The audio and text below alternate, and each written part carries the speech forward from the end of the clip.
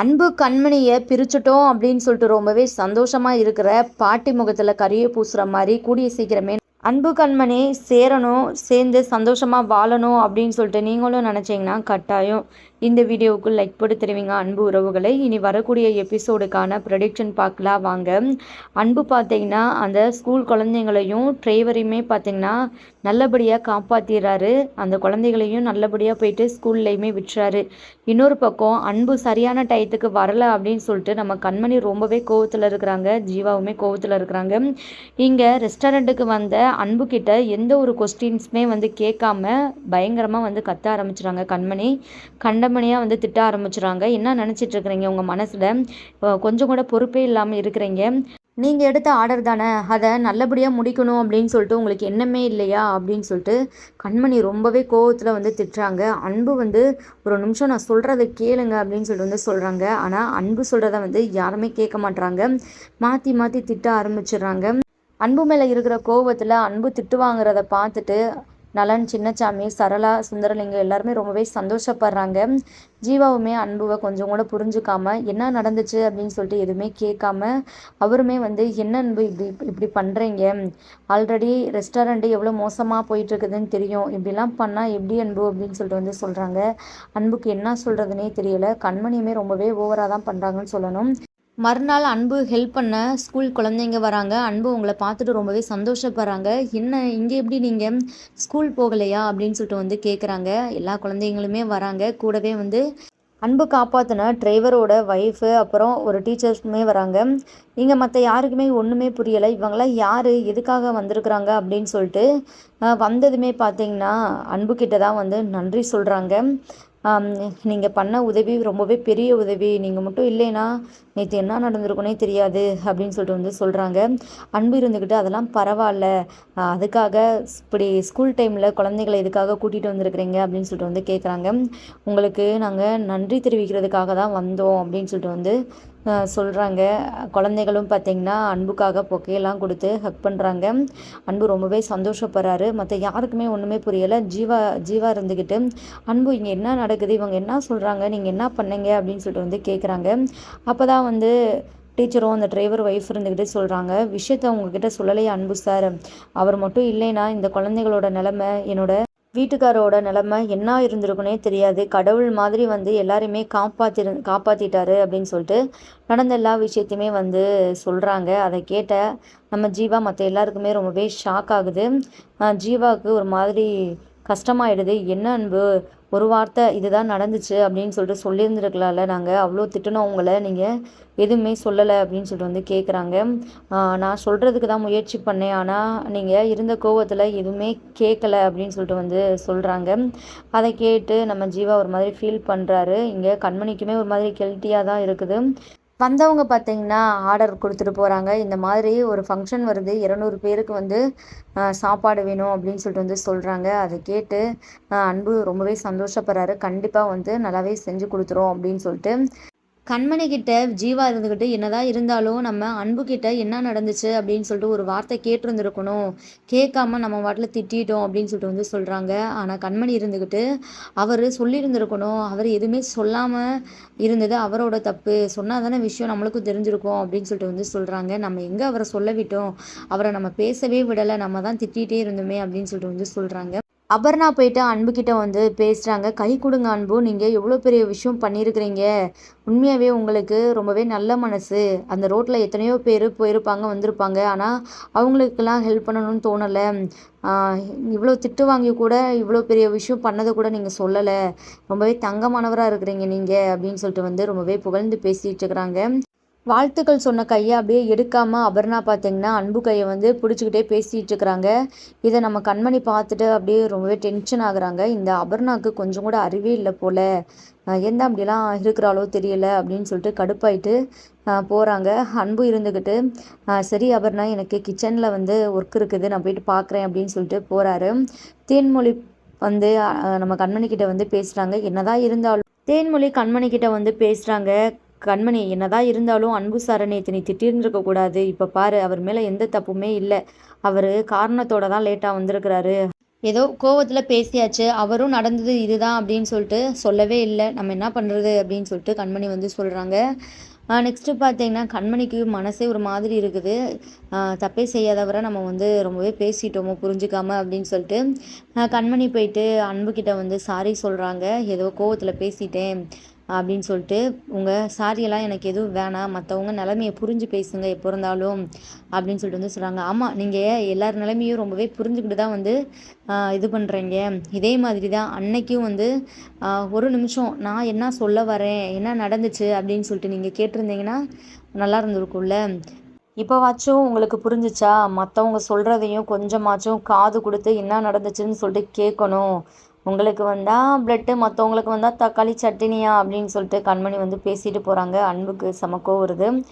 தேன்மொழி நடந்த எல்லா விஷயத்தையுமே வந்து கண்மணியோட அம்மா கிட்ட வந்து சொல்கிறாங்க. உண்மையாகவே அன்பு சார் ரொம்பவே கிரேட் தான் அப்படின்னு நடந்ததை சொல்லி ரொம்பவே புகழ்ந்து பேசிகிட்டு இருக்கிறாங்க தேன்மொழி. அதை கேட்ட கண்மணிக்கு ரொம்பவே இரிட்டேட்டிங் ஆகுது. தேன்மொழி தயவு செஞ்சு அந்த ஆளு புராணத்தை விடுறையா, எதுக்காக தான் இங்கே ரெஸ்டாரண்ட்டில் நடக்கிற விஷயத்தெல்லாம் இங்கே வீட்டில் வந்து பேசிகிட்டு இருக்கிற அப்படின்னு வந்து சொல்கிறாங்க. ஏன் கண்மணி, நாங்களாம் தெரிஞ்சுக்க கூடாதா அப்படின்னு சொல்லிட்டு வந்து கண்மணியோட அம்மா வந்து கேட்குறாங்க. எதுக்காக தேவையில்லாத ஒருத்தரை பற்றி வீட்டில் வந்து பேசணும், அதுக்காக தான் சொல்கிறேன் அப்படின்னு வந்து சொல்கிறாங்க. அப்புறம் பார்த்தீங்கன்னா நம்ம அன்பு பார்த்தீங்கன்னா நல்லா பாட்டை வந்து சத்தத்தை அதிகமாக வச்சுக்கிட்டு நல்லா டான்ஸ் தான் ஆடிட்டு இருக்கிறாரு. இதை பார்த்தா கண்மணிக்கு வந்து பயங்கர டென்ஷன் ஆகுது. பேசிக்காக கொஞ்சம் கூட அறிவே இல்லை போல, இந்த மாதிரி கேவலமாக பண்ணிட்டு இருக்கிறாரு அப்படின்னு சொல்லிட்டு கண்மணியை அன்பு அப்படியே முறைக்கிறாங்க. பட் அன்பு வந்து அதுக்கு அசைகிற மாதிரி தெரியலை. அன்பு வேணும்னே பார்த்தீங்கன்னா அப்படியே கண்மணியை வெறுப்பேற்றிட்டு இருக்கிறாங்க சில விஷயங்கள் பண்ணி. நெக்ஸ்ட்டு கண்மணி அன்புவை வெறுப்பேற்றுறாங்க. அவர் பார்க்குற மாதிரி வந்து நல்லா வந்து சாப்பிட்றாங்க. அதை பார்த்து அன்புக்கு அப்படியே பார்த்தீங்கன்னா எச்சியெல்லாம் ஊறுது. ஐயோ, இப்படி நம்மளை பார்க்க வச்சு சாப்பிட்டு வெறுப்பேற்றுறாளே அப்படின்னு சொல்லிட்டு அன்பு பார்த்தீங்கன்னா ஒரு மாதிரி டென்ஷன் ஆகுறாரு. மாற்றி மாற்றி 2 பேருமே வந்து ஒருத்தருக்கு ஒருத்தர் வந்து ரொம்பவே வெறுப்பேற்றி பார்த்துக்கிறாங்க. தண்ணி போயிட்டு நம்ம அன்பு பார்த்திங்கன்னா லைன்லலாம் நின்று ரொம்பவே கஷ்டப்பட்டு தான் பார்த்திங்கன்னா குடத்தில் தண்ணி கொண்டு வராங்க. 2 குடம் கொண்டு வராங்க. அந்த டைமில் நம்ம கண்மணி பார்த்திங்கன்னா பைக்கில் போகிறேன்னு சொல்லிட்டு அன்பு மேலே மோதிடுறாங்க. 2 தண்ணி குடமும் வந்து கீழே விழுந்துருது, தண்ணியெல்லாம் கொட்டிடுது. இதனால் அன்பு இருந்துக்கிட்டு கண்மணியை பிடிச்சி திட்டுறாங்க. கொஞ்சம் கூட உனக்கு அறிவே கிடையாதா? கண்ணை எங்கே வச்சுட்டு வர? பாதியை பார்த்து போக மாட்டேன். இப்படி நான் கஷ்டப்பட்டு எடுத்துகிட்டு வந்த தண்ணியெல்லாம் வந்து நீ வேஸ்ட் பண்ணிட்டேல, இப்போ என்ன பண்ணுவேன்னு தெரியாது எனக்கு. ஒழுங்கு மரியாதையாக எனக்கு 2 குடம் தண்ணி வேணும். நீ தான் வந்து எனக்கு தண்ணி பிடிச்சிட்டு வந்து தரணும் அப்படின்னு சொல்லிட்டு வண்டி சாவியை வந்து எடுத்து வச்சுக்கிறாங்க அன்பு. கண்மணி வேறு வழியே இல்லாமல் தண்ணி பிடிச்சிட்டு வந்து தராங்க. அப்புறம் தான் அன்பு வந்து இனிமேல் வந்து என்கிட்ட மோதணும்னா கொஞ்சமாச்சும் யோசிக்கணும். இந்த மாதிரி தேவையில்லாமல் என்னை சீண்டி பார்த்தா வேற ஒரு அன்பை பார்க்குற மாதிரி இருக்கும் அப்படின்னு சொல்லிட்டு வந்து கிண்டலாக பேசிகிட்டு இருக்கிறாரு. கண்மணி வந்து கிளம்பி போகிறாங்க. இன்னொரு பக்கம் வெண்ணிலா பண்ணுறது எதுவுமே வந்து சிவகாமிக்கு சுத்தமாக பிடிக்கல. இந்த வீட்டில் கண்மணி அன்பு சந்தோஷமாக இருக்க வேண்டியது எல்லாத்தையுமே கெடுத்துட்டு நீ வந்து ஏதோ உன் வீடு மாதிரி நல்லா நல்லா சந்தோஷமாக இருக்கிறியா, உன்னை சீக்கிரமே இந்த வீட்டை விட்டு துரத்தணும் அப்படின்னு சொல்லிட்டு சிவகாமி அம்மா வந்து நினச்சிட்டு இருக்கிறாங்க. பாட்டி வந்து வெண்ணிலாவுக்கு ரொம்பவே வந்து இடம் கொடுக்குறாங்கன்னு தான் சொல்லணும்.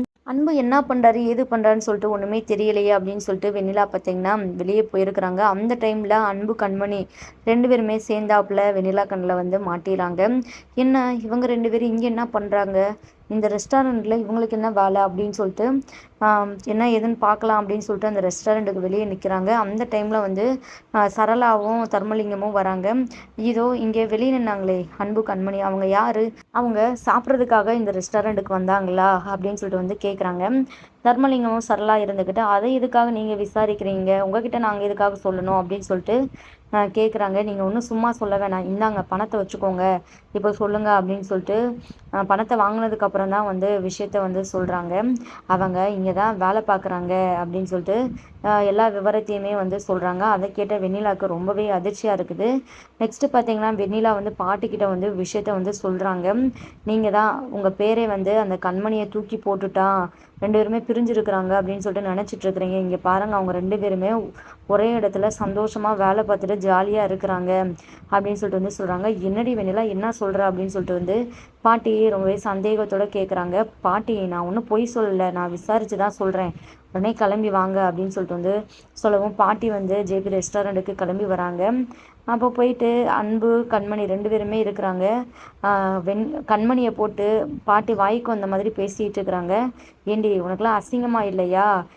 என் பேரன் பின்னாடியே சுற்றிட்டே இருப்பியா? அன்புக்கு நீ கொஞ்சம் கூட தகுதியே இல்லாதவ அப்படி இப்படின்னு சொல்லிட்டு வந்து சொல்கிறாங்க.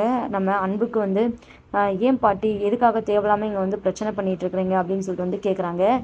நீ பேசாதடா, நீ அப்படியே நல்லவே மாதிரி வேஷம் போறியா? பாட்டிக்காக அப்படியே தான் பொண்டாட்டியவே அப்படியே தூக்கி போட்ட மாதிரி எல்லாம் ஒரு நாடகத்தை கிரியேட் பண்ணிட்டு இப்போ பார்த்தேன்னா அவ கூட ஜோடி போட்டு நல்லா சுற்றிட்டு இருக்கிற, ரொம்பவே சந்தோஷமாக இருக்கிறேன்.